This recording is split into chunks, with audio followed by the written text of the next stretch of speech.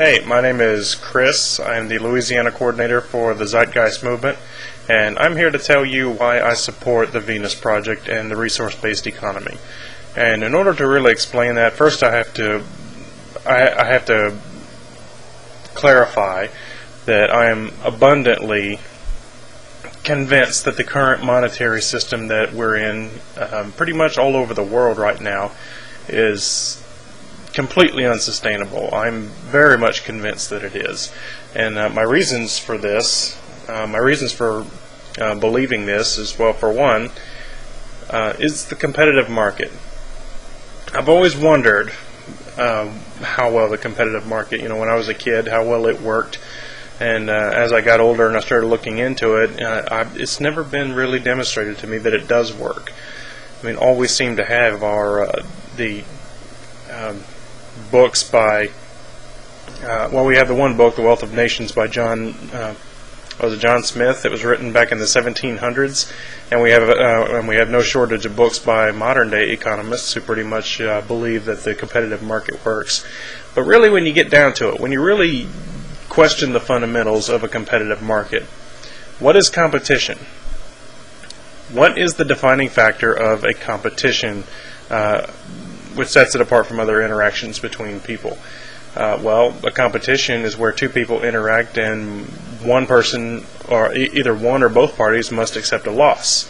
That's the defining factor of a competition. There must always be a loser in a competition. Now, some people would like to say that, well, there must always be a winner too, but no, that's not the case.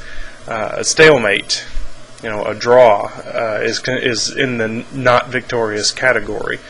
Two people can beat each other and come to a stalemate, but neither one of them has won anything. Neither one of them has drawn any benefit. If anything, they have actually suffered a loss to gain no benefit, which is the reason why stalemate, why draw, is in the not victorious category. So in a competitive market, when you really get down to brass tacks, there must always be a loser, and it can either be one party or it can be all parties involved. But there must always be a loser in a competitive market. And when you have a system set up that way, how does it take care of everybody? I mean, the system is designed in such a way that there must always be a loser. How can you make the assertion that everybody can be taken care of? I mean, to me, it appears that the system is designed in such a way where it can't take care of everybody. It's an inherent part of the system. The system wouldn't work if it could take care of everybody. But anyway, I'm just pointing out why I don't like the current paradigm. And not to mention the fact that the further up the competitive market you get, the less the elites believe in competition. They believe in monopolies and cartels. They don't believe in competition. Right here in my town, we have Comcast on one side of the river, and we have Suddenlink on the other. These guys don't compete. But anyway, let me get to why I support the resource-based economy, and not just why I don't support the current system. For one, I'm convinced that the resource-based economy would allow a lot more freedom. I mean, if I'm not restricted by money, I can go back to school if I want to. It would be free. I can educate myself more effectively. The school that is educating me can afford the best equipment if necessary. When you have to afford it, that would be free. I could travel the world if I wanted to. I could study in France or in Japan, or I could pick my school anywhere in the world. There wouldn't be any cost attached to it. I mean, you can't get more free than that. That is true freedom. But right now, I am stuck here in this crappy little apartment in my hometown, working every day and still struggling to get by. That's another gripe I have with the current system. A good, honest, hard-working person in the current system still might not make it. That's an indication the current system doesn't work. But let me get back on topic. In addition to I'm not going to say total freedom, but a lot more freedom that the resource-based economy would grant to everybody, and not just the people who do well, based on any given criteria. The system of a resource-based economy appeals to me because it is the only system that deliberately intends to provide abundant resources. Every other system intends to promote scarcity in order to keep prices high. I mean, the resource-based economy, the Venus Project noted this. They noticed, hey, every competitive market on the planet is trying to keep prices high by keeping the resources either scarce or inefficient, and by doing so they produce shoddy merchandise in order to keep things scarce and wasteful. And the resource-based economy is the only system that fixes this. It's the only economic model that addresses this problem.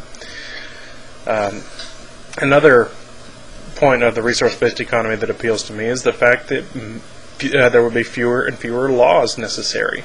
When people are taken care of, there was a quote that my mother once told me when I was a kid. She said that if a man can't make an honest living, he'll make a dishonest living. And what that means is if the system doesn't take care of people, then yes, you're going to have more stealing, you're going to have more violence, you're going to have more crime.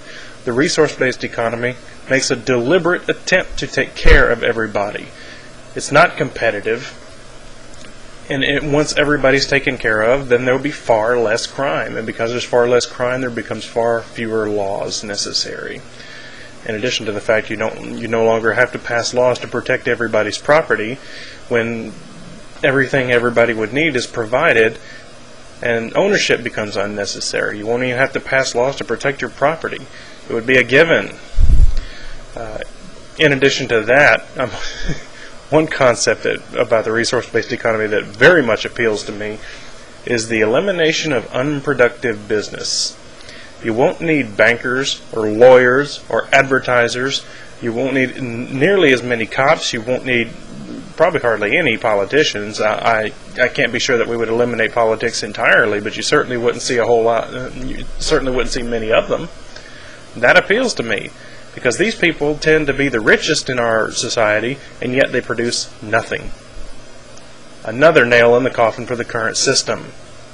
A good, honest, hard-working person is going to struggle to survive, whereas the people who produce nothing often have the most money.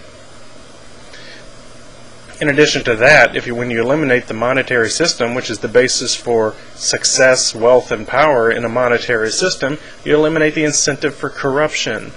That appeals to me. I can't imagine why it wouldn't appeal to everybody. Well, unless you're one of the rich people who are among the corrupted, but I'm not going to get into that.